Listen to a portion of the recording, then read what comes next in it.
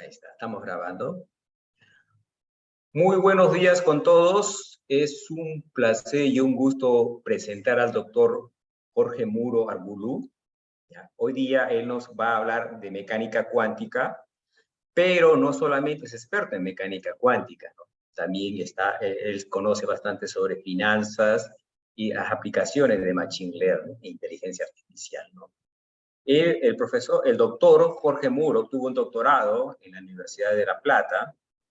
También ha estudiado, ¿no? Es graduado en las negociaciones y liderazgo de la Universidad de Harvard, ¿no? También ha sido investigador en el IPEN y en el SIGMA, ¿no? Como profesor ha enseñado en el Instituto Pasteur, IBM, y también es especialista en la toma de decisiones y teoría de juegos. Por favor, si tienen unas preguntas, no duden en hablar el día de hoy, ¿no? Pueden activar el micrófono. Si no, dejaremos las preguntas para al final de la charla, ¿ya? Y muchas gracias, doctor Jorge Muro, por favor. Es su turno. Empiezo entonces. Buenos días a todos. Hoy vamos a ver algunos conceptos básicos de la mecánica cuántica y qué implicancias tiene en los avances en ciencia y tecnología. Bien, entonces para ello vamos a mostrar, el objetivo es mostrar los principios y aplicaciones de la mecánica cuántica, los principios básicos, digamos así. Para ello, vamos a mostrar el principio de incertidumbre de Heisenberg, la superposición de estados, el entrelazamiento cuántico, que es por el cual le han dado el premio Nobel 2022 a los que lo han recibido. La decoherencia de estados, algo muy importante, porque esto produce ruido en las aplicaciones, y vamos a ver las aplicaciones que actualmente hay. Bien. Vamos a ver primero el principio de incertidumbre de Heisenberg. La pregunta más caliente, digámoslo así, más epistemológicamente, que es la filosofía de la ciencia, más interesante del siglo XX y que enfrentó a las dos más grandes mentes de la primera mitad del siglo XX, Albert Einstein y Niels Bohr, fue: ¿existe algo si no es medido?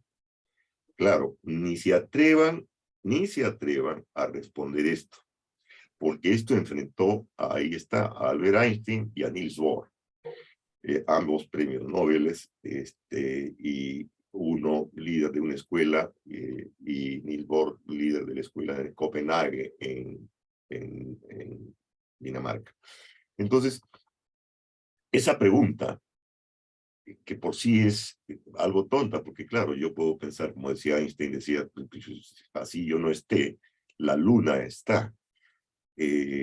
Bueno, eso vamos a ver que tiene otro significado dentro de la mecánica cuántica, que está llena de otro mundo, es otro mundo al cual conocemos, ¿sí?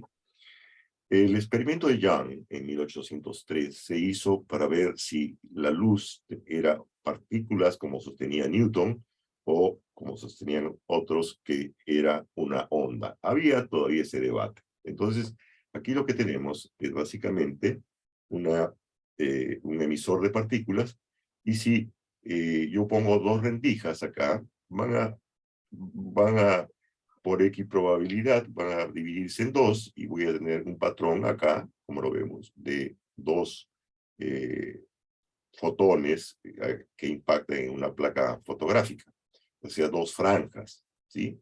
Pero la verdad es que no se comporta de esa manera. Si yo tengo un emisor de luz acá, ¿sí?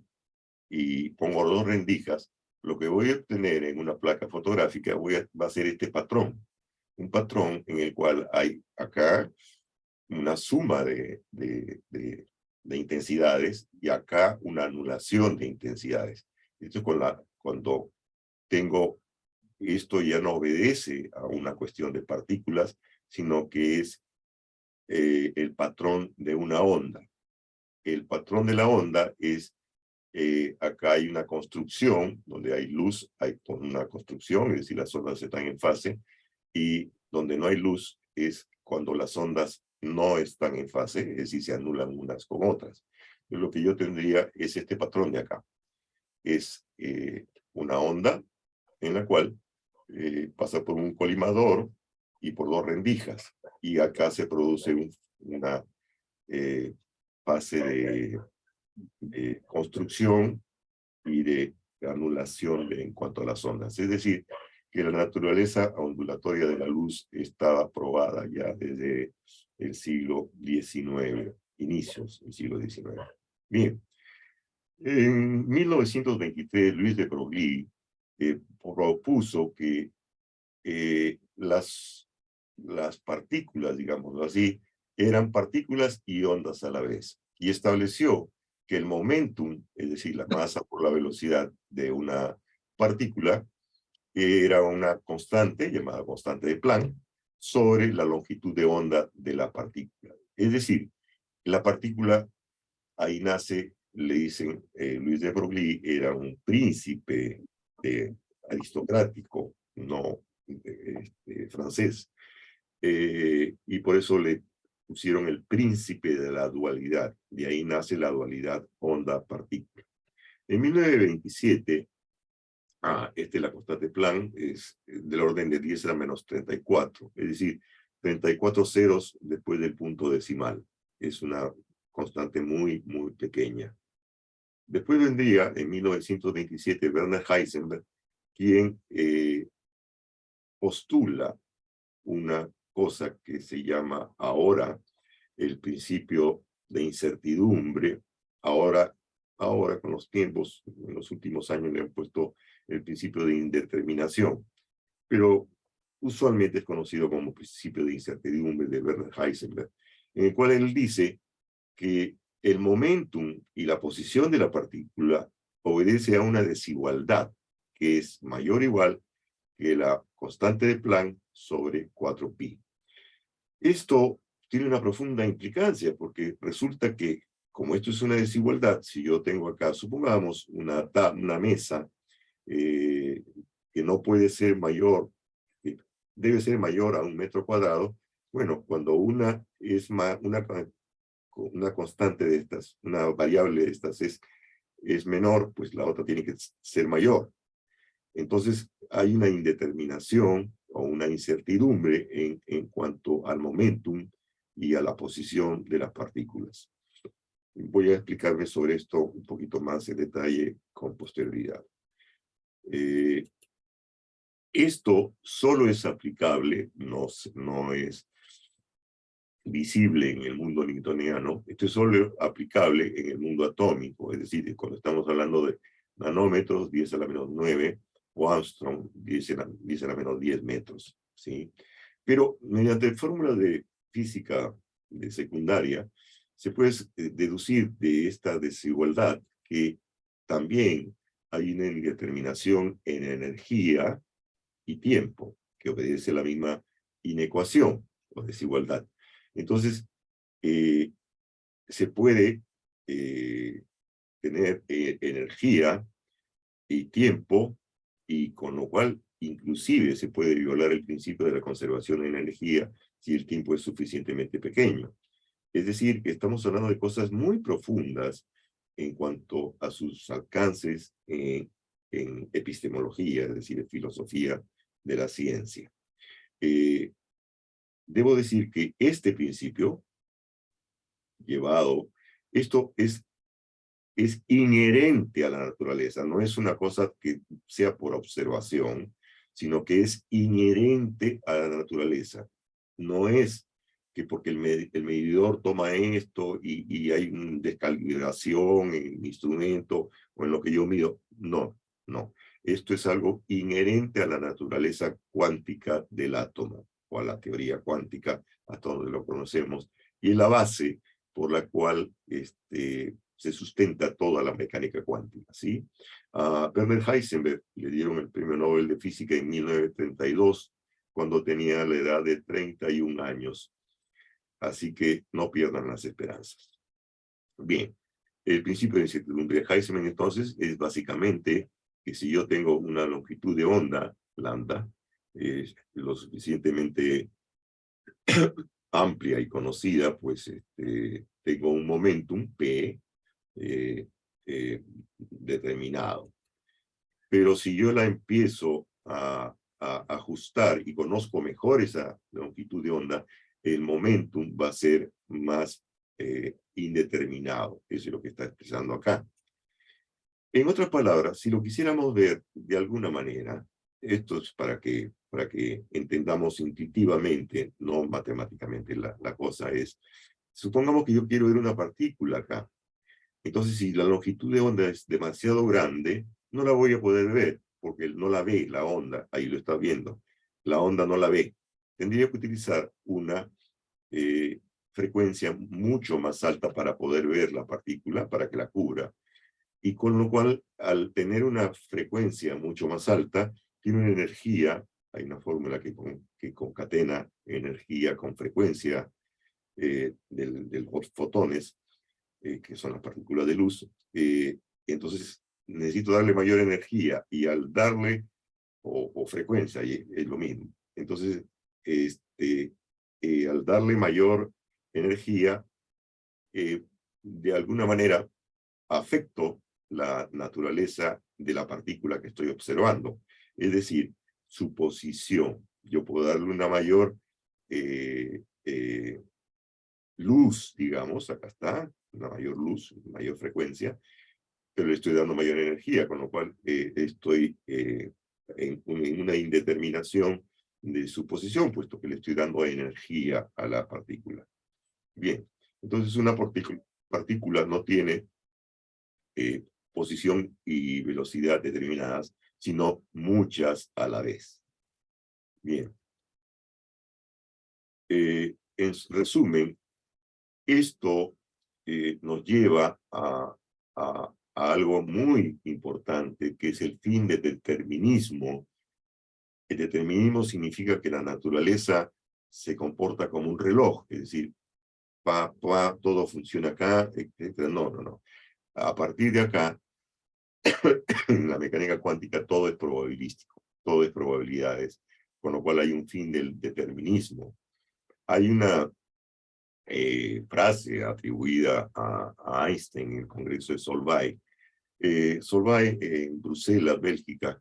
Solvay es el nombre del industrial, Ernst Solvay, que financiaba todos estos encuentros de estos grandes científicos, y en 1927 Einstein se opone a la naturaleza probabilística de la mecánica cuántica, diciendo: Dios no juega los dados. A lo que Niels Bohr le responde: Einstein, todavía no está todavía no está en nuestra posición decirle a Dios cómo tiene que hacer las cosas. Entonces, Einstein, cuando ustedes vean que se mezcla este tipo de cosas de Dios no juega los dados, o como lo hace Stephen Hawking, que mediante la ciencia quiere demostrar la presencia de Dios o no, están muy equivocados, están retrotrayéndonos al siglo XIII con Tomás de Aquino. Antes la filosofía estaba atada a la teología. Entonces, a partir de Tomás de Aquino, siglo XIII, dice: no, la teología viene de la fe y la filosofía viene de la razón. Esto da inicio, a mi juicio, a lo que sería después el Renacimiento, porque la filosofía ya no está atada a la teología. Entonces, cuando Einstein o Hawking intentan mediante conceptos científicos demostrar que la existencia de Dios o no, bueno, está mezclando filosofía con teología. Y eso no está bien, está retrotrayéndonos a muchos siglos antes, al siglo XIII. Entonces, el fin del determinismo es intrínseco de la composición ondulatoria. Las ondas conectan pares de magnitudes que se llaman complementarios, posición y momento. Algunas de ellas son posición y momento, tiempo y energía. Puede ser frecuencia y tiempo también. Una partícula no tiene una precisión, una posición y velocidad determinadas, es probabilístico. En cierta manera viola el principio de conservación de la materia, si el tiempo fuera acorde. En otras palabras, en el mundo cuántico, si no se mide, no existe. Ahí hemos dado la respuesta a la gran pregunta del siglo XX y que causó grandes debates entre Albert Einstein y Niels Bohr, líderes de las escuelas de sus, digamos, uno era el papa de la física y el otro era el rey de la física. Ahora vamos a ver superposición de estados, ya que hemos visto que la naturaleza de las partículas es ondulatoria, es dual, partículas y ondas. Vamos a ver que se pueden superponer. Y acá tenemos que yo puedo conocer el momento, es decir, la masa por la velocidad en forma precisa mediante la forma de Broglie. Pero tengo que tener en cuenta que Heisenberg me pone cotos a ese conocimiento, a esa precisión de momentum y posición. Y me dice que si P es preciso, si yo lo sé con precisión, entonces X puede ser cualquier lugar de la posición. Si el momentum de la partícula es muy conocido, la posición puede ser cualquier lugar del universo, es totalmente desconocido. Es lo que nos está diciendo el principio de incertidumbre de Heisenberg. Como ven, la mecánica cuántica está basada fundamentalmente en este principio. Bien, y he puesto aquí para conocimiento de ustedes cuando vean que los físicos tenemos esta costumbre de ponerle un símbolo a las cosas para poder tratarlas matemáticamente, naturalmente. Y se le conoce a la función de onda psi en función de x, que está como vector porque es tridimensional, y t, el tiempo. Esto me da toda la información de un sistema cuántico. Si yo quisiera tener, digamos, diferentes ondas, diferentes partículas acá, ¿sí? Lo que tengo que hacer es sumar su función de onda psi y me va a dar esta otra función de onda. Esta otra función de onda se trata con la ecuación psi, que es la suma de R1, R2, las diferentes partículas que yo tenga, y mediante esta ecuación, que se llama la ecuación de Schrödinger, que se la muestro para cultura general y nada más. No es mi intención entrar en la parte matemática.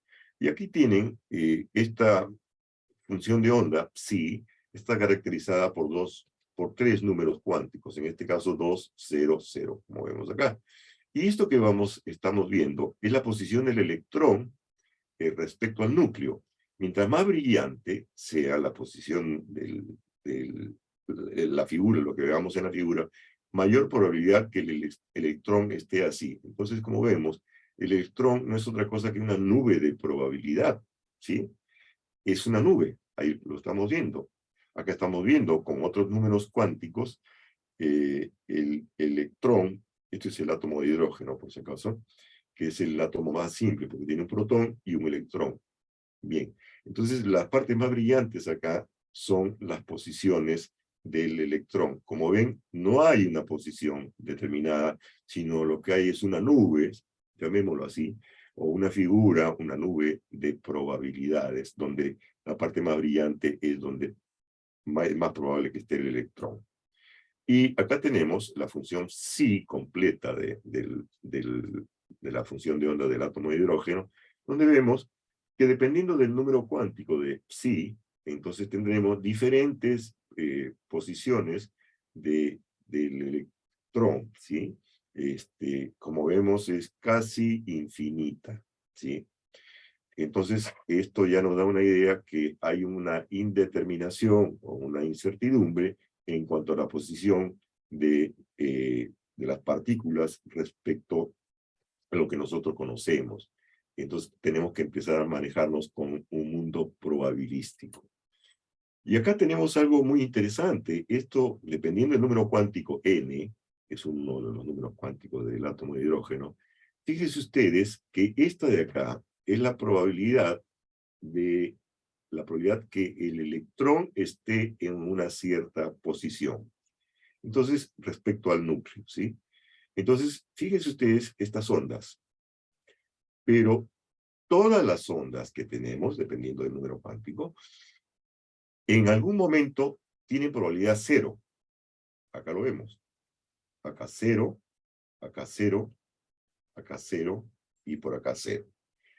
¿Qué significa cero probabilidad? Significa que es imposible que el electrón esté en esta posición.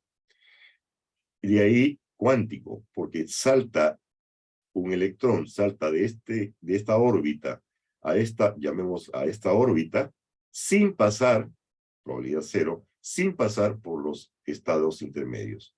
¿Contraintuitivo? Sí, pero así es la mecánica cuántica. Quantum pasa de un lado a otro sin pasar por el medio. Lo estamos viendo acá. La probabilidad es cero, y cuando la probabilidad es cero es algo que no ocurre. Entonces, acá lo tenemos en forma gráfica. Entonces, ahí viene la primera cuestión, que fue Niels Bohr el que dijo, bueno, si la naturaleza se comporta de esta manera, pues pongamos que el átomo, el electrón pasa de un lado a otro, de una órbita a otra, sin pasar por el medio.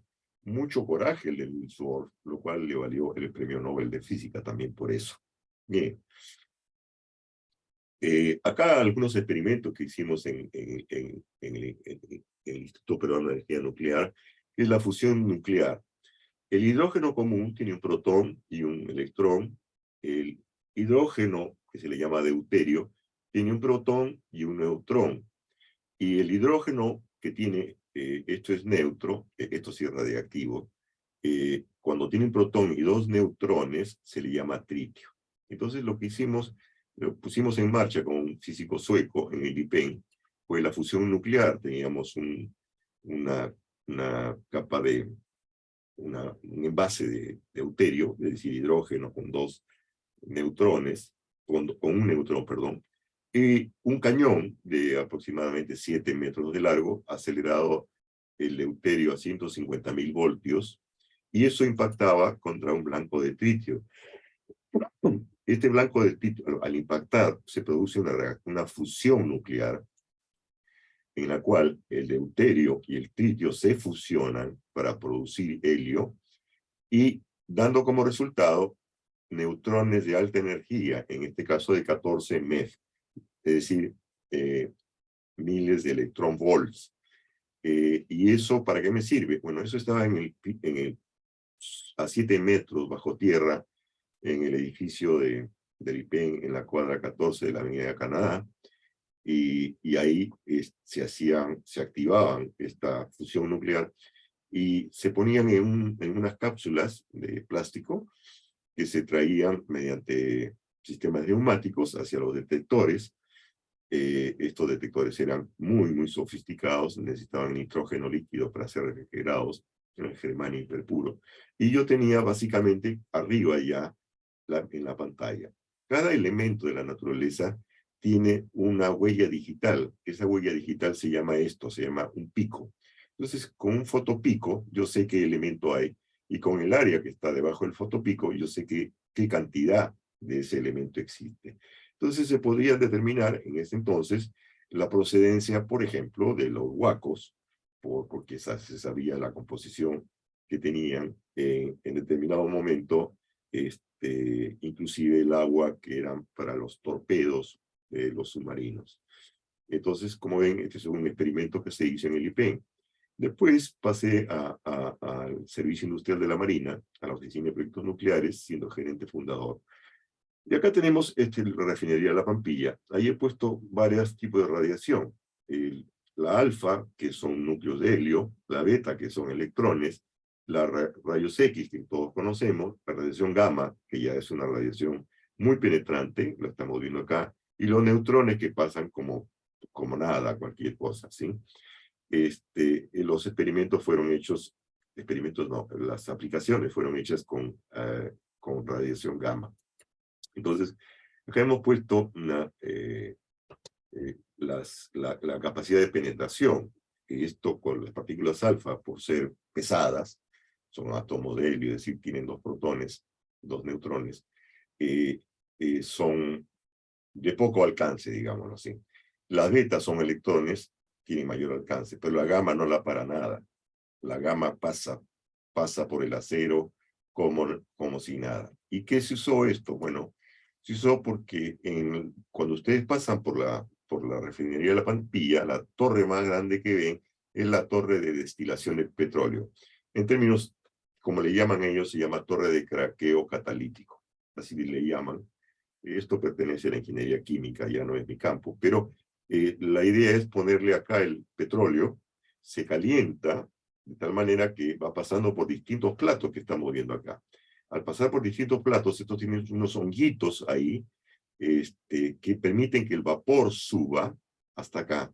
Y ya por condensación se vuelve líquido, los hongos no permiten que salga, que baje el líquido, permiten que sube el gas, pero no que baje el líquido, y sale gasolina de alta pureza, y así sucesivamente hasta llegar a aceite pesado. Lo que les estoy mostrando es una torre que tiene 32 platos, así se llaman. Esta torre tiene aproximadamente 3 metros de diámetro. Digo aproximadamente porque es variable. Ahora vamos a ver la fotografía. Entonces, como es un mecanismo que funciona a altas temperaturas, es muy difícil hacerle mantenimiento, porque hay que parar la planta. Esto de diseño tiene, yo he tenido los planos de mi mano, tiene 140.000 barriles de petróleo diarios. Imagínense esa cantidad de dinero, de procesamiento, y de ahí sale la gasolina que se consume. Entonces, básicamente en Lima y en muchas ciudades. Entonces, esos platos son de distinto diámetro, básicamente pongamos estándar 3 metros, pero son distintos y de distintas grosores. Entonces, acá tenemos lo que sería el medidor. Tengo una fuente radiactiva, hay un blindaje naturalmente, de ahí sale la radiación gamma que pasa la torre de 3 metros de diámetro, recuerden lo que estamos hablando, y llega a un detector. El detector, lo vamos a ver acá. Esto es una torre, es la torre de la Pampilla. He puesto, como ven aquí, el diámetro es variable, por tanto los platos son variables. Digamos, el grosor y el diámetro de los platos es variable. Esto tiene una altura de 32 metros, ¿sí? Y he puesto aquí 3 metros para estandarizar. Entonces, lo que hicimos fue conversé con los ingenieros del CIMA, que construyen buques de alto bordo, fragatas, misileras, etc. Entonces, para ellos era como nada hacerme un motor en el cual la fuente fuese bajando, al igual que el detector. La fuente era cesio 137 y el detector al medio ambiente era un detector de iodo de sodio, el más simple de los detectores que pueden haber. Entonces, mediante un motor, no he podido hacer el mecanismo acá, pero había un motor que bajaba la fuente y el detector. Entonces, de donde detectaba un plato, lo podemos ver acá, ¿sí? Acá tenemos acá. Si pasa mucha radiación, tengo gas. ¿Por qué? Porque no hay nada, casi nada que se interponga entre la fuente radioactiva, cesio 137 en este caso, y el detector de iodo de sodio. Entonces pasaba pasa mucha radiación. Pero si tengo el acero del plato, la radiación baja dramáticamente.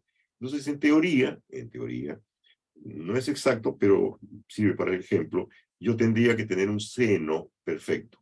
Entonces, porque abajo tengo un plotter, este detector me está enviando estas señales hacia un plotter. Y el plotter abajo me hace esta curva. Entonces, cuando vea que no hay un pico donde debería haberlo, o un valle donde debería haberlo, hay un problema. Entonces, yo ya sé que tengo un problema en qué plato. Primero son 30 y tantos platos, y ya sé en qué plato, porque cada plato es único. Entonces, se puede mandar a hacer con anterioridad a la parada de planta, y se redujo en la parada de planta de 4 semanas a 1 semana, porque ya se podía hacer esto. Si ustedes multiplican por 100.000 barriles de petróleo diario, estamos hablando de algo inmenso. Pero ya cuando se hace uno fama, había un detector de urea, un reactor de urea en Talara. Entonces enviaron un telex desde Talara diciendo que tenían un problema.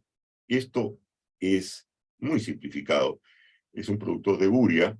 El pitting, este es un lining o un recubrimiento interior de titanio, ¿sí? Que opera a 800 grados centígrados.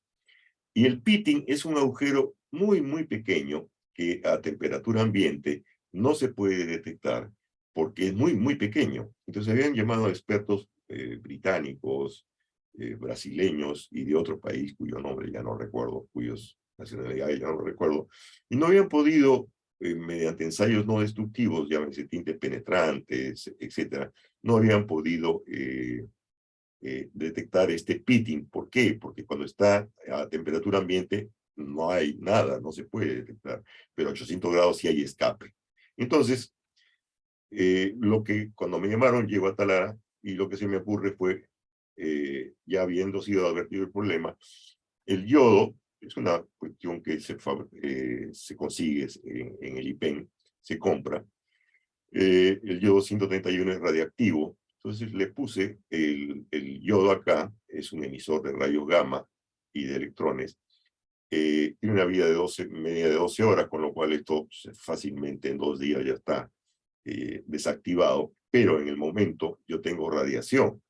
Entonces, donde me fui con un detector Geiger que había conseguido de los buques dados de baja de la Marina, que había pedido que me obsequiaran, que no le servía de nada, y me fui con un detector Geiger, y donde estaba el sonido, ahí estaba la fuga. Entonces le dije, acá está la fuga. Muy simple, en términos de cuando uno conoce la técnica, ¿no?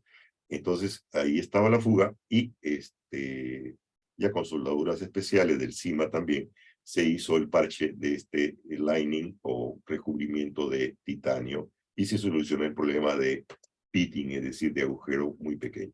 Bien, en resumen, la medición hace colapsar la función de onda, así se le llamamos. Cuando tenemos varias partículas, las ondas se superponen y las probabilidades son aleatorias. Bien, ¿cómo sabemos que se superponen las ondas? Pues acá lo hemos visto, el experimento de Young.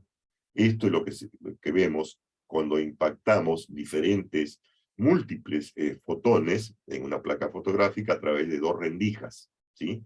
¿Qué patrón obtenemos? Bueno, tenemos un patrón ondulatorio, en donde acá vemos que hay están en fase, es decir, hay una construcción se refuerzan unas ondas con otras, y acá están en desfase, se anulan unas ondas con otras. Bien, entonces, esto es para entender que la naturaleza ondulatoria de la luz tiene muchas aplicaciones, como vamos a ver. Ahora vamos a ver lo que ha sido el premio Nobel de el 2022, el entrelazamiento cuántico. Esto va a parecer ciencia ficción, pero no lo es. Está sustentado en experimentos. El premio Física de 2022 es por el experimento con fotones entrelazados, estableciendo la violación de las desigualdades de Bell, pionero en la ciencia y la información. Bell fue el primero que planteó unas desigualdades, John Stewart Bell, un físico que falleció a los 61 años, y como no hay premio Nobel póstumo, pues no le pudieron dar el premio Nobel, pero él hubiera recibido con seguridad este premio Nobel. Pero se lo dieron a quienes hicieron los experimentos que Bell planteaba, porque Bell creía en la teoría de Einstein, que no habían, que el universo es un mecanismo de relojería, es decir, tiene que haber una acción al costado para que haya otra acción más allá. Lo que se descubrió fue Alain Aspect, aquí lo tenemos, leyó este libro cuando él estaba haciendo una labor de voluntariado en África. Leyó este libro, Mécanique Quantique, de Cohen Tanuji, ese mismo libro con el cual yo llevé mecánica cuántica, ¿sí? Acá lo están viendo, son 2 tomos, más o menos 1800 páginas. Es Mecánica Cuántica 1. Bien. Entonces, publica en el año 82, debo decir que yo estaba en Argentina en esa época, y profesores que venían de Francia esto fue hecho en OC, ya nos habían explicado este experimento. Alan Aspect va a Ginebra, donde se entrevista con Stewart Bell para hacer el experimento, y lo hace. Esto que vemos es un haz de luz no polarizado, es decir, acá está no polarizado y pasa a través de un filtro cualquiera óptico, y se vuelve polarizado, es decir, toma una cierta dirección. Eso fue usado por el Alan Aspect para hacer luz no polarizada, un filtro polarizador, esto es algo muy simple, y se tiene luz polarizada. Esto que vemos acá es el bosquejo que está en el paper, que acá está, Experimental Test of Bell Inequalities Using Time Varying Analysis. Esto es un paper que se lo puedo pasar a su profesor, Harry Saavedra. Es un paper de 3 páginas y media. Con esto, Alan Aspect obtuvo su doctorado y el premio Nobel este año. Así de simple. ¿Y qué postulaba? ¿Qué es el entrelazamiento cuántico? Bueno, como hemos visto, la superposición de las ondas es aquí. Entonces pueden existir ceros y unos, y lo que haya entre ellos, es decir, la infinita cantidad de números que hay, naturales que hay entre 0 y 1, la tenemos ahí, ¿sí? Eso se llama un qubit. Bien, el entrelazamiento cuántico me dice que hay una superposición de las ondas que pueden ser 0 y 1. Ahí está hecho por simplicidad 0 y 1, pero obviamente todo lo que esté entre el 0 y el 1 es probable que exista. Ahí tenemos una superposición. Y acá lo vemos más gráficamente. Hay una particularidad que tienen las partículas atómicas que se llama spin. El spin, no se pregunten qué es. Es como decir la masa. ¿Qué es la masa? La masa, pues, ¿no? O sea, ¿qué es la velocidad? La velocidad, etcétera. Esta es una característica que tienen las partículas atómicas que se llama spin. Así de simple. Y no se traduce, y los spin pueden ser up o down. Es decir, si yo tengo una unión, unión acá de los spines y están entrelazados, esto, si yo muevo acá el spin, que se puede mover mediante un campo magnético, inevitablemente va a cambiar el spin. Eso es lo que demostró Alan Aspect en su paper en el año 1982, experimento que ya había hecho en 1981. Bien, entonces, ¿qué tengo yo? Tengo un dispositivo de medida, que es un imán. Entonces, ahí tengo una partícula, pero tengo que medirla para saber qué spin tiene. Si no, no lo sé. Es probabilístico. Recién cuando la mido, yo sé qué spin tiene, ¿sí? Este es un campo magnético, norte-sur, así se denomina, y tengo esta partícula. Ergo, esto puede ser ahí hemos visto con fotones, puede ser con electrones, con las partículas que se les ocurra. Yo tengo, si los spines, si las partículas están entrelazadas, entonces hay una correlación en los spines, y si yo muevo el spin en una, la otra va a ser movida inevitablemente. No importa la distancia. El experimento de Alan Aspect fue hecho en metros, pero vamos a ver que eso ha sido superado ya. Entonces, ¿qué tenemos? ¿Qué tenemos? Básicamente, tenemos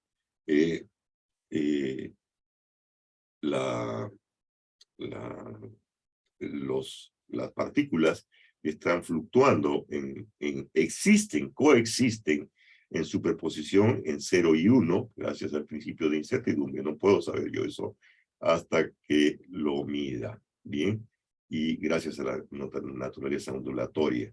Entonces tengo ondas ahí que están entre 0 y 1 que no puedo saber hasta que lo mida. Bien. Si nosotros hiciéramos esto de acá, quisiéramos informar de una hacia otra persona o dispositivo, que esté muy bien en la luna, o en una luna, o en una luna de Júpiter, o de la Vía Láctea, y hacemos un emisor láser que está a la velocidad de la luz, y quisiéramos informar, no llegaría. No llegaría porque el detector, cuando yo detecté esto, ya interferí la partícula, el electrón, un electrón en este caso, ya medí el electrón, e inmediatamente el electrón que está en el otro lado de la Vía Láctea, instantáneamente, repito, instantáneamente, es afectado su spin. Su spin, que puede ser up or down, derecha, izquierda, pero no se traduce, es spin up or down. Así de simple. Bien, entonces no llegaría a la velocidad de la luz porque esto es instantáneo. Entonces esto me trae cosas nuevas en el mundo. El otro ganador del premio Nobel de este año 2022, el austríaco Alan Aspect, es francés, Anton Zeilinger, hizo otra cosa que es la teletransportación. Él agarró dos fotones entrelazados y en un paper publicado en 1997, estos papers los tengo por si acaso, cualquier cosa se los paso si gustan, se los paso a su profesor, publica este paper en el cual, a través del río Danubio en Austria, él a dos partículas que están cruzando el río les hace pasar sus particularidades, es decir, hay una teletransportación. Esto fue hecho en 1997. Posteriormente, ahí tenemos en la revista, en noviembre de 2015, hace un experimento con teletransportación del entrelazamiento a más de 143 kilómetros. Solamente se utiliza 144 kilómetros para hacer el experimento que él hizo entre las islas españolas de Canarias, entre La Palma y Tenerife, donde en 2015 él hace el mismo experimento que antes había hecho a través del río Danubio en 144 kilómetros. Es decir, la teletransportación no tiene límites en cuanto a distancia, tampoco el efecto de modificar el spin de una u otra. En resumen, en el 1981, Alan Aspect hace lo que quizás sea un experimento de los más importantes en la física. Es un fenómeno ampliamente poco usado, pero poco comprendido. Es decir, no es entendido a la fecha y no está en los libros, por lo menos en los libros que yo tengo, salvo los libros que tratan estos temas, pero en los libros de texto de mecánica cuántica no está. Y esto tiene efectos instantáneos universales, porque no importa la distancia de lo que yo haga, algo es afectado inmediatamente. Con lo cual, viene el gran dilema: ¿qué cosa dejo de lado?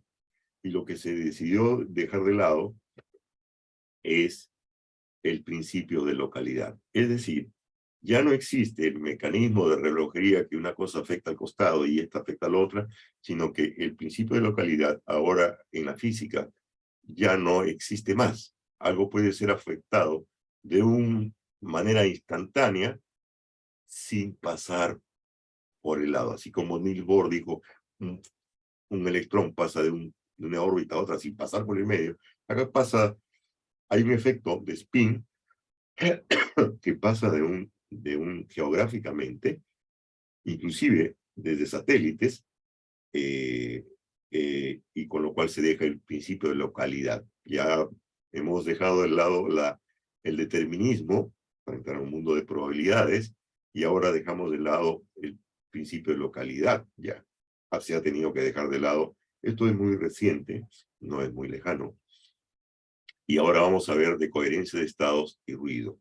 Y me gustaría compartirlo con ustedes a través de algo que siempre me lo preguntan y la gente está siempre obsesionada con esto, que es el famoso gato de Schrödinger. Esto es importante porque las perturbaciones desacoplan los entrelazamientos cuánticos. Por tanto, para las aplicaciones es muy importante que la luz sea coherente, las ondas sean coherentes. Acá vemos incoherentes, están en cualquier fase, pero coherentes están en fase. Esa es la diferencia entre incoherente y luz coherente, ¿sí? O ondas coherentes e incoherentes. Las coherentes están en fase. Entonces, si no tengo coherencia, hay ruido, y eso no es importante, no es pertinente o adecuado para las aplicaciones. Y siempre me preguntan sobre el famoso gato de Schrödinger. Entonces, eso es una cuestión que ya está superada hace tiempo. Básicamente, esto lo planteó Schrödinger para darle un golpe mortal a la mecánica cuántica. Gente que construyó la mecánica cuántica después se volvió en contra de ella, y hizo este experimento mental. Un gato, en una habitación hay un gato con un envase con veneno y un dispositivo con una partícula radiactiva, es decir, puede emitir algo, electrón, helio, agua partícula alfa, o cualquier otra cosa, en cualquier momento. Si el dispositivo, este que vemos acá, detecta radiación, rompe el envase liberando el veneno que mata al gato. Según la mecánica cuántica, después de un tiempo, el gato está al mismo tiempo vivo y muerto. Esta paradoja no es otra cosa que una realidad mal entendida.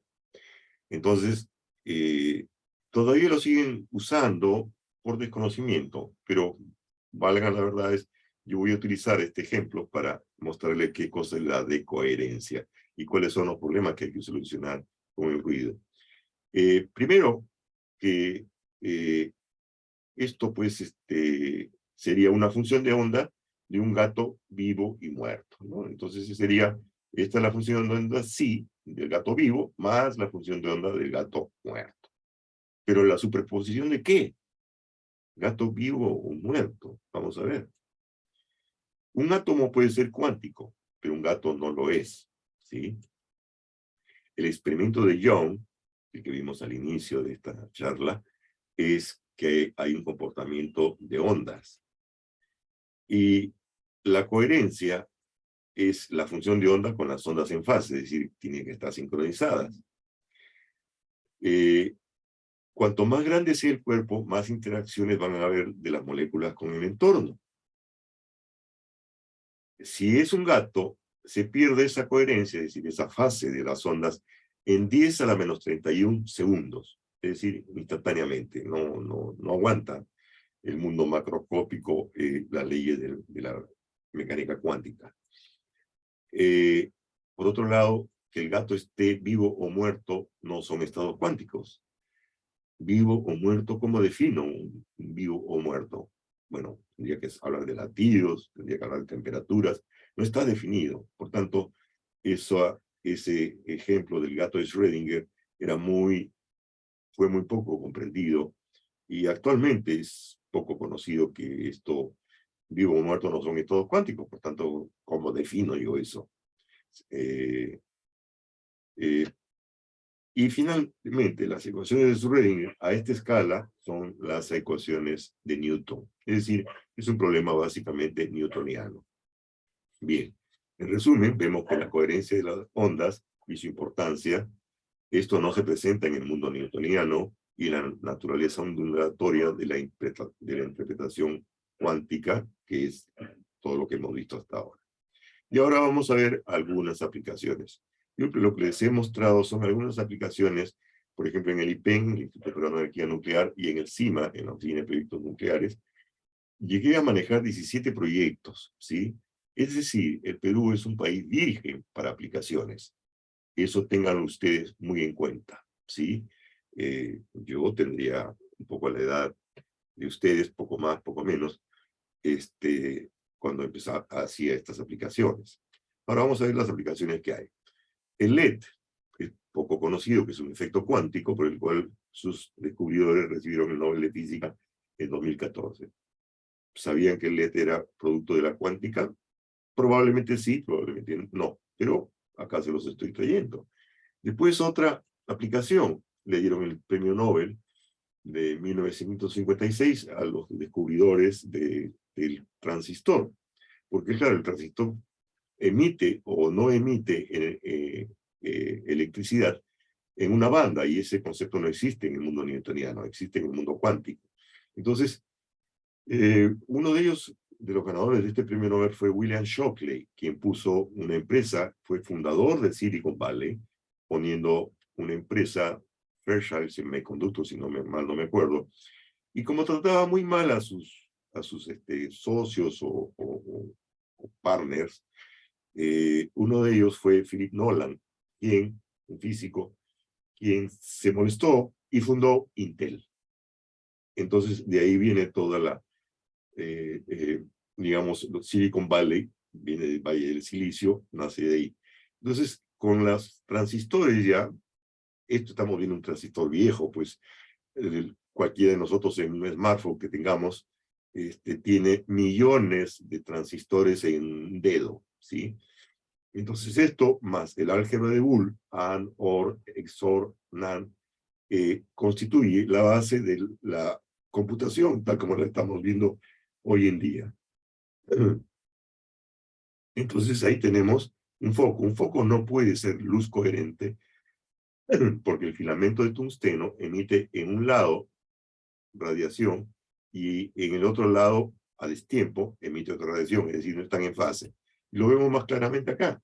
En un lado podrá emitir radiación de un tipo, y dado el tamaño del filamento de otro tipo, y no están en fase, por tanto, no puede producirlo. Recién acá vamos a ver que sí se produce con el primer rayo láser, el cual mereció el Premio Nobel de Física en 1964, y es básicamente la excitación eléctrica de un rubí que se guarda y se hace una descarga, ahí lo estamos viendo, se hace una descarga en fase. Es decir, y ahora el rayo láser que antes estaba reservado para experimentos de física, todo lo tenemos, pues un holograma que ustedes tienen en su DNI cuando van a votar, es hecho con rayos láser. Y todos tenemos un puntero láser cuando exponemos. Entonces se ha vuelto algo tan cotidiano, pero deben saber que esto mereció premios, o sea, esto no fue nada trivial en su momento. Y hoy, caramba, pues el láser se utiliza para la medicina, para hasta cuestiones estéticas, bueno, en cuestiones estéticas desde el día a día, y hay láseres portátiles que nosotros tenemos en nuestros punteros, y los usan los médicos, etc. La pregunta es, ¿dónde no se utiliza? Bien, pero no nos olvidemos que hay una superposición cuántica entre unos y ceros si yo tengo dos fotones, ¿sí? Si tengo dos fotones, que pueden ser fácilmente obtenidos, ¿ah? De un decaimiento del calcio, por ejemplo. Se producen dos fotones que están entrelazados. Entonces, estos es la función de onda psi en 0 y la función de onda 1 en 1.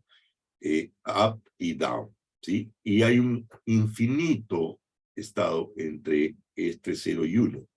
Bien, recuerden, si yo modifico algo, una partícula, va a ser, si está entrelazada, va a ser instantáneamente modificada la otra. Bueno, esto de acá me lleva a los famosos qubits, es decir, estos son esferas de Bloch. Y yo tengo diferentes funciones de onda que las superpongo y me da una función de onda total. Ya cuando tengo una función de onda total, tengo asignada una distribución de probabilidad. Es menester que ustedes se familiaricen con esto, con distribuciones de probabilidad, porque la naturaleza está hecha o descrita, la describimos en función de distribuciones de probabilidad. Bien, entonces acá tenemos que el número de qubits depende del número de estados que yo tenga. Si tengo dos estados, si tengo un número, un qubit de dos estados, 2 qubits es 2 al cuadrado estados, y así sucesivamente. En general, el número de estados es 2 a la n, ¿sí? 2, 5, sí. Entonces, una computadora cuántica actualmente ya están en fabricación, no estoy hablando de futuro, ya están. Tiene muchos estados al mismo tiempo, ¿sí? Y acá tienen el diagrama de la IBM Quantum Computer. Para poder lograr los estados de coherencia, hay que llevarla paulatinamente a pocos grados. Y estamos hablando de la escala Kelvin, donde el cero es absoluto, es decir, no hay nada ahí. En teoría, por el principio de incertidumbre, no podríamos alcanzar el cero absoluto, porque significaría la determinación. Entonces va bajando hasta 4 Kelvin, ojo, 300 grados Kelvin es más o menos la temperatura ambiente, y opera a 15 milésimas de grados Kelvin esta computadora cuántica. El procesador está del orden de centímetros cuadrados, ¿sí? Después les voy a dar el enlace para que puedan entrar a programar en esta. Primero tienen que aprender a programar, pero en el enlace van a poder entrar gratuitamente a esta computadora cuántica. Ya está a disposición, y tengo entendido que hay 300.000 usuarios, y ya se han hecho entre 30 y 40 papers o publicaciones basados en los cálculos en esta computadora. Bien, ¿y cuál es la diferencia? Y es que en una computadora digital yo tengo que meter ceros y unos para hacer procesamiento. El algoritmo de Shor es un algoritmo que básicamente multiplica números primos para generar contraseñas indescifrables en computadoras digitales. Lo que tenemos acá es que las computadoras cuánticas meten todo a la vez y en segundos pueden descifrar cualquier contraseña. ¿Han escuchado bien? Cualquier contraseña. Porque el algoritmo de Shor me detecta, con una computadora cuántica, me saca cuáles son los números primos que yo he multiplicado, con lo cual ya tengo la contraseña. Bien, entonces un qubit es de 0 y 1 al mismo tiempo, con todos sus estados intermedios. Y un flop es floating point operation. Es una medida de cuántos cálculos tiene una CPU en un segundo. Y un teraflop es lo que usualmente es capaz de procesar la cantidad de CPUs que tenga un supercomputador. 10 teraflops, perdón. Es decir, con 30 entradas de corriente, yo tengo 2 a la 30, es decir, 30 qubits, tengo 10 teraflops, ¿sí? En una computadora cuántica. Si tengo 30 estados, entradas, 30 qubits, yo tengo ya la capacidad de cómputo de una supercomputadora. Bien. ¿Y qué tenemos? Bueno, la IBM Osprey, así se llama, es una computadora cuántica que existe a la fecha, 2022, que tiene 433 qubits. D-Wave es una compañía canadiense que ha sido adquirida por la NASA y otro organismo recientemente, que ya tiene la computadora Advantage, que tiene más de 5.000 qubits, y ha prometido que entre 2022 y 2023 tendrá una computadora de 7.000 qubits. Es importante que tenga una gran cantidad de qubits. ¿Por qué? Porque recuerden que va a haber decoherencia, es decir, algunas van a ser, no van a hacer ruido. Entonces, los qubits, hay qubits adicionales para corregir ese ruido. Entonces, mientras más qubit tenga, mayor potencia será, porque puede anular ese ruido, ¿sí? Y acá tenemos, esto ha sido publicado en la revista Nature, el 1 de junio de 2002, que hay una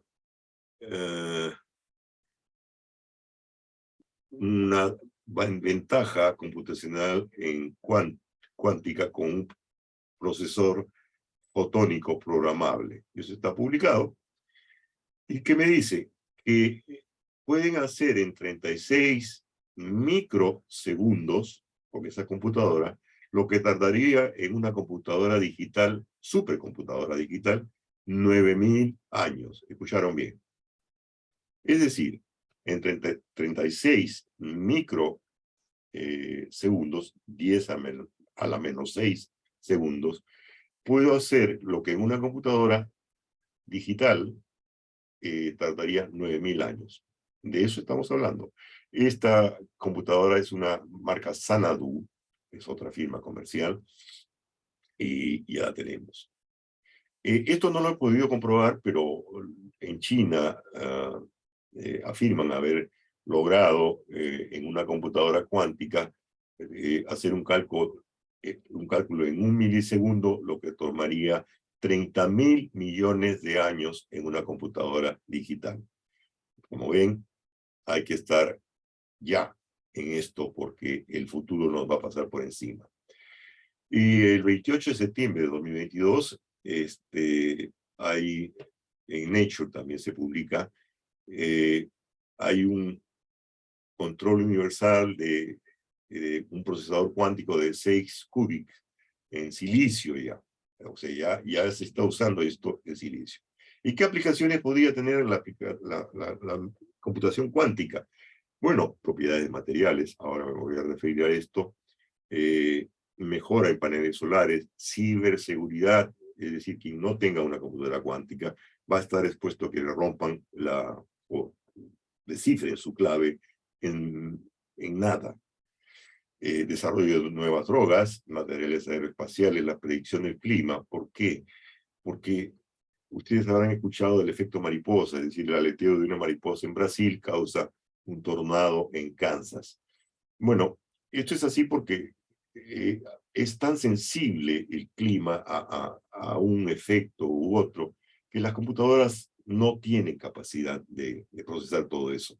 Pero con las computadoras cuánticas eso va a cambiar, porque le puedo poner las variables que yo quiera y en el número que quiera y me lo va a procesar en segundos, si no milisegundos. Nuevos químicos. Ahora vamos a ver esto, porque es posible. Optimización. Optimización es cuando yo tengo muchas soluciones a un problema o a un caso y necesito encontrar la óptima. Por ejemplo, acá nomás tenemos 10 sillas. La manera para combinar 10 sillas, cómo puedo combinarlas en una mesa, es 10 factorial, con lo cual ya me da una cantidad mayor a 3.6 millones. Imagínense ustedes este otro problema famoso, en donde alguien le pide a un rey que el rey le dice, pídeme lo que quieras, y le dice, bueno, yo quiero un grano de arroz acá, al siguiente el doble del anterior, el siguiente cuadrado el doble del anterior, etc. Hasta 64. Esto da 64 factorial, una cantidad monstruosamente grande que no existe en el planeta para satisfacerla, ¿sí? Los modelos financieros inmediatamente van a hacer uso, yo diría que también ya deben estar siendo usados. Machine Learning e inteligencia artificial, que tengo entendido que lo tratan con su profesor, el profesor doctor Harry Saavedra. Machine Learning e inteligencia artificial. Esto hoy en día ya tienen que entrar a una computación cuántica, porque esto va a ser tratado, el training data, el entrenamiento de los datos, que antes se hacía pues en 2 horas o 2 días, ahora se va a hacer pues en milisegundos, ¿sí? Bien, para ello, el National Institute of Standard and Technology de los Estados Unidos sacó a concurso hace poco, hace un mes, dio los ganadores de los algoritmos que van a permitirme que una computadora cuántica sea segura. Bueno, en la medida de lo posible, ¿no? Porque sabemos que tarde o temprano esto va a ser roto. Estos algoritmos son Crystal Kyber, Crystal Dilithium y Falcon. Falta hacer otro concurso para ver cuál de estos va a ser el que se va a implantar. Esto está en un veremos todavía, no está, que yo sepa, instalado. ¿Y por qué decía que las computadoras digitales no nos permitían hacer nuevas cosas o hacer nuevas drogas o nuevos materiales? Porque acá tenemos 2 átomos de hierro y azufre, ¿sí? El hierro, digamos, un hierro común tiene 26 electrones y un azufre común tiene 16 electrones. Es decir, no estoy tomando en cuenta otros isótopos, es decir, variantes del mismo material. Si cada electrón tiene 4 números cuánticos, el número cuántico, el momento angular, el spin y otro, Entonces tengo 4 números por cada electrón y tengo 26 electrones acá y 16 en el otro. Entonces, si yo quisiera ver las combinaciones de estas dos materiales, digamos, para hacer nuevos compuestos, por ejemplo, enzimas nitrogenadas, yo tendría que lo máximo que puede hacer una computadora, supercomputadora, es 8 átomos, es decir, 4, acá vemos 4 de hierro y 4 de azufre. ¿Por qué? Porque cada uno tiene 26 electrones o 16, respectivamente, y cada uno tiene 4 números cuánticos. Entonces, tendría que hacer una simulación que sería aquí, con 8 átomos, sería el límite de una supercomputadora. Y por supercomputadora me estoy refiriendo a aquellas que tienen 4000 CPUs o GPUs ahora. Ustedes deben saber mejor que yo ese tema. Estoy hablando de este, es el límite ya. Pero este límite es sobrepasado por una computadora cuántica ya. Para que no veamos que esto es algo lejano, ya en 2020 se publicó el entrelazamiento basado, la criptografía cuántica segura, basada en el entrelazamiento por sobre más allá de 1120 kilómetros. Esto fue hecho por China, ¿sí? Por científicos de China, y básicamente tienen el satélite MAIS. En 2016, este satélite une las ciudades de Nanshan y de Linga, si así se pronunciara en chino, que están a 1120 kilómetros. Este satélite tiene una conexión cuántica de aquí a acá, en teoría, muy difícil de ser interceptado porque es criptografía ya cuántica, es decir, hay un entrelazamiento. ¿Qué otra aplicación? Bueno, el radar cuántico. Esto es un paper publicado en enero de 2020, en el cual ya se está investigando. China afirma que ya lo tiene, el radar cuántico. ¿Qué pasa con el radar cuántico? Acá lo tenemos. Yo tengo una señal, esto se llama un generador Johansson, es algo muy especializado, pues para los ingenieros electrónicos, o sea, ustedes, algunos de ustedes en todo caso, se emite una señal. Esta señal es de un átomo o de átomos o de partículas entrelazadas, ¿sí? Entonces, estas son emitidas acá hacia un objeto que yo quiero detectar. Ese objeto es detectado acá por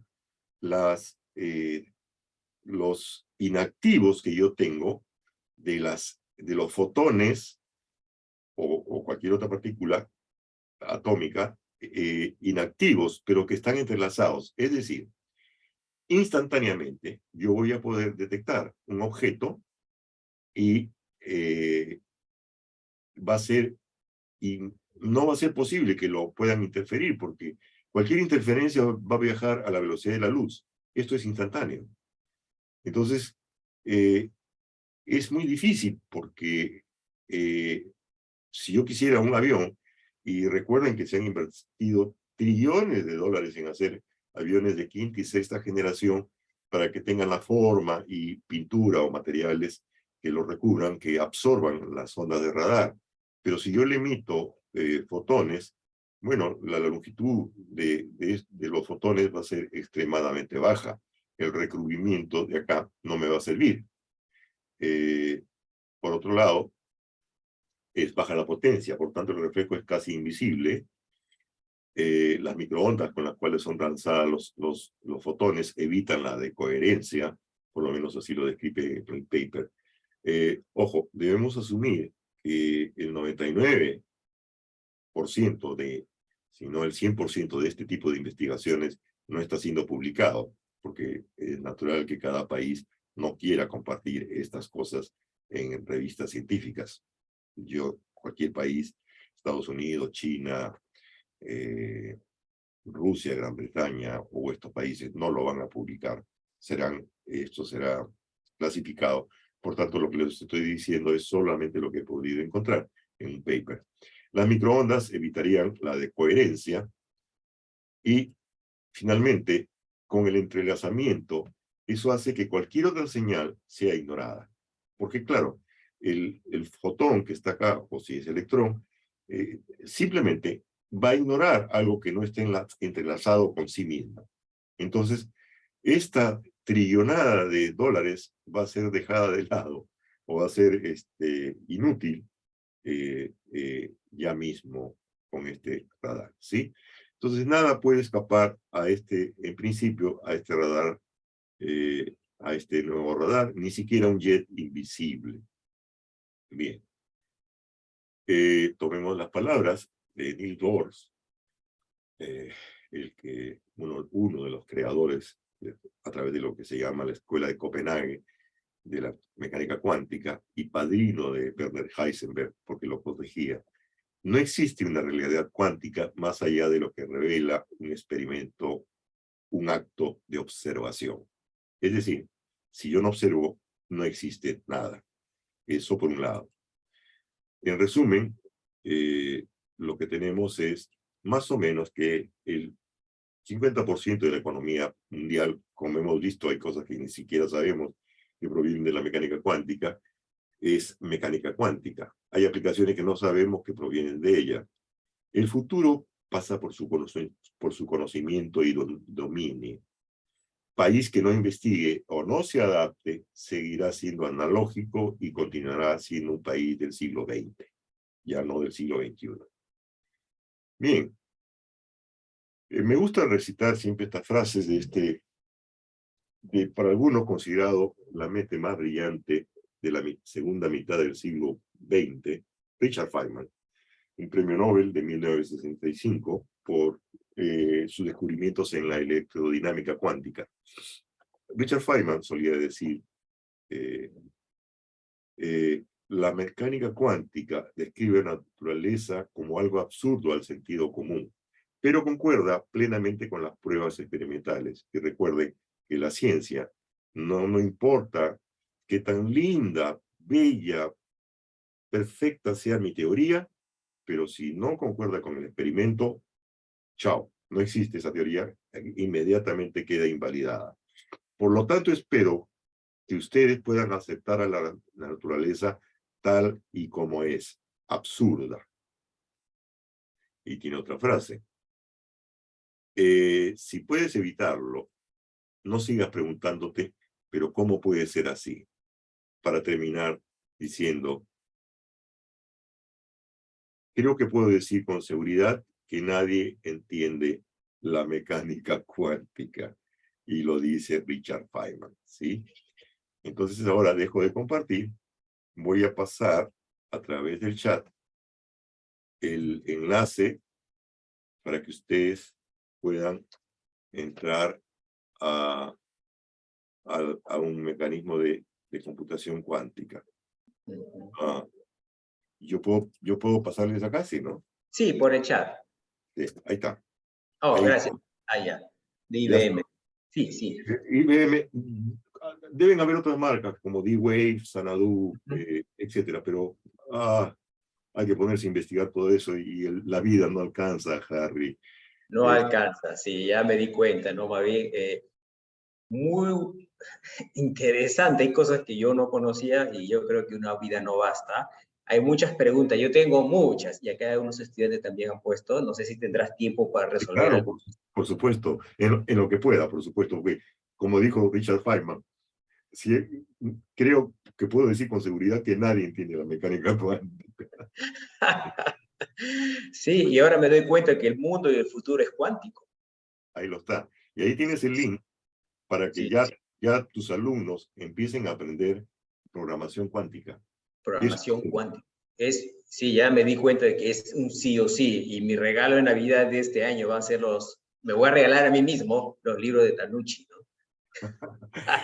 Tanucci, No, Tanucci, ¿no? sí, aquí Tanucci. está. Pero son casi 2000 páginas, porque son 2 tomos. Bueno, lo bueno es que no tengo televisión, así que... A mí me demoró un año estudiarlos, Harry, cuidado. Por Aquí, lo menos, y por lo los menos. que me tomaban examen eran unos asesinos, pues. Sí, es complicado. Y no Bueno, hay, acá, profesor, no me gusta la nota, no, no, toma tu nota y chao. chao, bueno. No, sí, no, es complicado, ¿no? Pero bueno, acá tengo unas preguntas, ¿ya? Primero es que si puede pasar los PPT y papers, Sí, Carlos, ¿ya? sí. Si es posible. Me lo pasan a mí y yo se lo paso a Yo los te lo paso alumnos. a ti, lo que encuentre, los tengo, yo los tengo. Lo que encuentre te Sí, lo paso los paper y los PPT también, por supuesto. sí, muchas gracias. ¿No? Y acá hay un muchacho, Mixue Sebastián, Ujú. él es de Computer Science, no es de ingeniería, pero no, Ya. es interesante. De mi edad. ¿Abrirá un curso? Sí, ¿abrirá un curso de computación cuántica? Bueno, El profesor, el profesor doctor Saavedra es el encargado ahora. así que, bueno, esa es la idea, el futuro es cuántico, así que vamos a tener que abrir un curso sí o sí pronto, ¿ya? Así que vamos, vamos a trabajar en eso, ¿no? ¿Cuáles serían los cursos que tendría como prerequisito? Esto le preguntaría al doctor Jorge, Requisito para que para un curso de computación cuántica. no, no, no. Computación cuántica es lo que ya saben. Ni se metan en cómo se construye una computadora cuántica porque es un terreno muy sofisticado. Fíjate que llegamos a milikelvin, 15.000 Kelvin, o sea, cercanos al cero absoluto. ¿No? Entonces, es meterse en eso y meterse en una tecnología que ya la compras. Es como yo tengo mi computadora. No sé cómo funciona el CPU, no sé cómo funcionan las de memoria. Lo que yo sé es usarla para las cosas que quiero. Entonces, ahí tienen el enlace. Eso sí hay que aprenderlo para tus alumnos, Harry. Tienen el enlace para aprender cómo programar esa computadora cuántica. Y Ya, ya, ya. como digo, ya hay papers publicados, no sé si 30 o 40. Perdí la cuenta, porque en estas cosas avanza tan rápido que en un mes está fuera de foco. Pero ya saben que esto existe. Ah, y me faltó poner la Santísima Trinidad. A ver, A ver. me faltó poner esto de acá. Esto de acá. ¿Están viendo la pantalla PowerPoint? Sí, sí se ve. Me faltó poner esto de acá, que no me salió. El futuro pasa por una Santísima Trinidad. Ojo, no es mi intención que esto sea teología, ¿no? Nada más. Pero pasa por la Santísima Trinidad. Pasa por la computación cuántica, la inteligencia artificial y la energía de fusión nuclear, no de fisión nuclear, que es la división del átomo de uranio, ¿no? Uranio 235. Fusión, lo que nosotros hicimos en el IP, ¿sí? Entonces, esta es la trilogía. Trilogía es más propiamente computación cuántica, inteligencia artificial y energía de fusión nuclear. Creo, sin temor a equivocarme, que tus alumnos podrían avanzar en computación cuántica e inteligencia artificial. La fusión nuclear no, porque es mucho dinero. En Caradash, Francia, hay aproximadamente 30 países que están investigando este tema de la fusión, los reactores de fusión nuclear, que lo único que necesitan como combustible para funcionar es agua, hidrógeno, H2O. Ah, wow. Claro. Si tú has visto, la fusión nuclear que hicimos en IPEN es hidrógeno. Deuterio y tritio son hidrógeno, es decir, el mismo elemento químico, tú eres químico. Eh, eh, Mientras no cambie el protón, el número de protones sigue siendo el mismo elemento químico, ¿correcto? Entonces, pero si yo le pongo más neutrones, sigue siendo el mismo elemento químico. Simplemente que, claro, se llama deuterio y se llama tritio porque tiene, bueno, así se le conoce. Pero en otros isótopos de otras, si es uranio, por ejemplo, el uranio 235 o uranio 238, no tienen nombre, no tienen un nombre específico. Pero el combustible de la fusión nuclear es deuterio y tritio, o sea, hidrógeno. Ambos son hidrógeno. Uno con un protón, un neutrón, y el otro con dos neutrones. H2O, que lo encuentras en el agua. El hidrógeno está en el agua. Ya, es muy interesante. Bueno, también podría decir acá que como prerequisito para computación cuántica, tal vez algo de matemática, ¿no? No, eso es elemental, básico. Matemática, ¿no? Sin, Matemática para un curso de computación cuántica. sin matemática no llegas a ningún sitio. Sí, Y pues, ese mi parece. es el problema de nuestro país, que somos casi iletrados en matemáticas. Yo lo veo porque también enseño métodos cuantitativos. Entonces, cuando tú te vas a enseñar esto, pues yo trato de enseñarlo de manera muy didáctica, muy simple, pero muy, tienes mucha resistencia hacia lo que es matemática. Cuando Richard Feynman estaba investigando el accidente del Challenger, ¿por qué?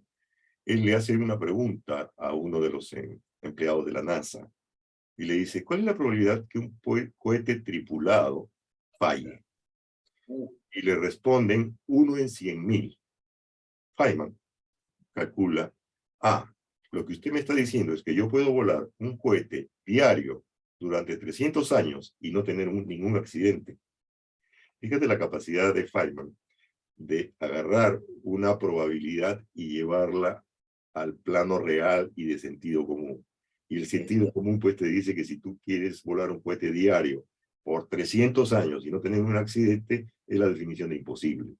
Entonces, esa facilidad del manejo de matemáticas, de probabilidades, es lo que nos falta en nuestro país. Si me lo preguntaras, yo tengo publicados, después puedo pasarte por correo, Sí, por 4 favor. estudios sobre la pandemia, hechos con modelos, con cadenas de Markov y método Monte Carlo, en los cuales pronosticaban casi con precisión milimétrica la cantidad de internados, fallecidos que iban a haber. Claro, al principio no funcionaba porque no se publicaban los datos ciertos, pero cuando The Economist, The Washington Post, The New York Times y sobre todo Financial Times empiezan a publicar el exceso de muertos del SINADEF, Sistema Nacional de Defunciones, resulta que mis predicciones, las predicciones del modelo, perdón, daban en el palo. Entonces, si se tiene la capacidad de hacerlo, y esto está publicado en LinkedIn, cada una tiene más de cerca de 100.000 visualizaciones. O sea que el mundo sí sabía lo que pasaba en el Perú, a través de lo que yo estaba publicando. Yo tuve miedo alguna vez porque el Poder Judicial sacó comunicado que si alguien decía que no eran las cifras que publicaba el gobierno, podía ser metido preso. Eso lo sacó el Poder Judicial, lo cual da temor, naturalmente, ¿no? Yo no sé qué tenga que ver el Poder Judicial con una pandemia, pero eso ocurrió. Y me acuerdo que tuve cierto temor a publicarlo, pero dije que lo publico, ¿no? O sea,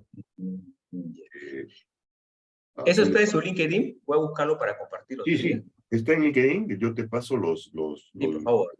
los enlaces. Está en LinkedIn y publicado. Obviamente quien puede ver las cifras soy yo, ¿sí? Pero me ayudó un exalumno, graduado en Ciencias de la Comunicación y estudió en su MBA conmigo. Y él me ayudaba a sumar las cifras, porque ellos ya conocen. Esto es una especialidad que uno pues es ignorante, ¿no? Como dijo el gran Borges, ¿no? Me acojo a la invencible ignorancia. Sí, sí. Acá hay una preguntita ya un poco para terminar. Después tengo una preguntita yo. ¿Cómo se podría aplicar para diseño de medicamentos o vacunas? Uy, eso es, bueno, yo estaba leyendo un poco y es otro Tu mundo. campo. Si tú tuvieras esa capacidad de procesamiento y ya no tienes solamente 8 átomos, Harry, tú eres químico, ¿qué puedes hacer con eso? Todo, todo, La, todo. la respuesta se la va a dar su profesor, Harry Saavedra, porque él es químico. Entonces, esto entra más al campo de la química que de la física, ¿no? Si Sí, Harry tuviera una computadora cuántica que ya no está limitada a 8 átomos, pues, ¿qué puedes hacer, Harry? todo, todo, ¿no? Actualmente hay compañías como Merck, por ejemplo, yo tengo conocidos en estas compañías y otras farmacéuticas, están aplicando bastante machine learning y ya están comenzando a utilizar computación cuántica. Ajá. Porque ellos tienen la plata. Por ejemplo, uno de los socios de la UTEC, Cleveland Clinic, ya está construyendo junto con IBM una computadora cuántica que dice que el próximo año va a comenzar a funcionar. Así que yo le dije, el próximo año yo les caigo. Y ya No, tus estas cosas alumnos, hay, no, estas cosas uno tiene que estar en esto, ¿no? y ya veo que tus alumnos están acá. Creo que ya deben haber entendido. Disculpa, pero me agarré un resfrío. Sí, no hay problema. Anoche no pude dormir bien porque tuve que tomar pastillas para poder respirar, se me tapaba la nariz. Pero creo que ya tus alumnos deben haber entendido a estas alturas que si no entran a una de la Trinidad, llámese computación cuántica o Sí, inteligencia artificial, no hablemos de la fusión nuclear, que es otro campo muy costoso. Hasta luego, Lucas, quedas en el siglo XX. sí, no, Eres chao. digital, ya te quedas en digital. Sí, Sí. sí, Y no es sí. complicado, yo diría, no se hagan olas por cómo funciona la computadora, porque es como preguntarse cómo funciona una computadora digital. No, yo utilizo el Zoom para lo que quiero, ¿no? Ahí Carlos Naihan. Sí, sí. Carlos, por favor. Sí, gracias. Bueno, mi pregunta va más o menos así. Por ejemplo, suponiendo que yo tenga un eje polarizado y dispare hacia él un haz de luz, entonces, más o menos tendría que la cantidad de partículas es proporcional al cuadrado del módulo. Ahora, este es un número complejo y entiendo que para racionalizarlo se utiliza algo llamado el complex conjugate, es en inglés, no conozco la traducción adecuada a español. Pero bueno, mi pregunta no es matemática, sino quería saber cuál es la naturaleza del complex conjugate. No entiendo si es algo usado únicamente para racionalizar la expresión o si realmente se puede medir o algo así. No, es muy simple. Cuando tú elevas al cuadrado, es para evitarte el número imaginario que otorga el número complejo, digamos, ¿no? Entonces, cuando elevas al cuadrado, tú tienes la amplitud de una onda. Es por definición. Si yo sí lo elevo al cuadrado, tengo la amplitud de la onda. Y eso es un número real, porque, claro, un número complejo elevado al cuadrado se va a la parte compleja y queda un número real, ¿no? Así de simple, no te hagas olas. Así de simple. Se multiplica al cuadrado la función de onda psi para encontrar la amplitud. Nada más. Chao. No te metas en problemas porque puede ser un asunto muy complejo. Pero básicamente lo que estoy diciendo es la realidad, ¿no? O sea, se eleva al cuadrado y ya no tengo un número complejo. Chao. Y es la amplitud. No sé si he respondido, Carlos. Sí, chévere, gracias. Bien. Solo un último comentario, no creo que estamos tomando mucho tiempo, María, disculpe. No, por Es favor. que, o sea, que el entrelazamiento es más rápido que la velocidad de la luz. No es más rápido, es instantáneo. O sea, así estés en Júpiter, es instantáneo. Es instantáneo, o sea, me puedo teletransportar a Júpiter y la luz todavía ni siquiera llega. No, por eso puse el láser, que tiene la velocidad de la luz, no llega a informar al otro que ya se produjo el cambio de spin, que es lo que se utiliza en las computadoras cuánticas, ¿no? Entonces, esto es muy sensible, por eso la temperatura tan baja, ¿no? Milikelvin, ¿no? 15 milikelvin. Dios mío, yo no pensaba que se podía llegar a esa temperatura. Pero así en Ganímedes, que es una de las lunas de Luna. Júpiter, es instantáneo. O sea, no es más rápido que la luz. No. Es instantáneo. Bueno, muchas gracias, doctor Jorge, por esta información tan buena y tan informativa, ¿no? Yo de acá me voy a tomar otro café, ¿no? Para terminar de procesar esta presentación. Y muchas gracias, por favor, nos pueden compartir después su PPT y los papers, que yo los voy a compartir, y acá ya la tenemos clara. Tenemos que tener un curso de computación cuántica. Y bueno, y un curso ya creo oficial de inteligencia artificial dentro, por lo menos, de la TEC o del departamento, ¿no? De ingeniería, ¿no? Y muchas gracias a todos. Ya después, a algunos de ustedes los voy a ver en clase y ya vamos a conversar más sobre esta hermosa e interesante presentación. Muchas gracias a todos. Muchas gracias, profesor. Y vamos a estar en contacto. Bien. Ok. Ya. Un saludo a todos. Gracias a todos. Muchas gracias. Hasta luego. Gracias. Hasta luego. Gracias.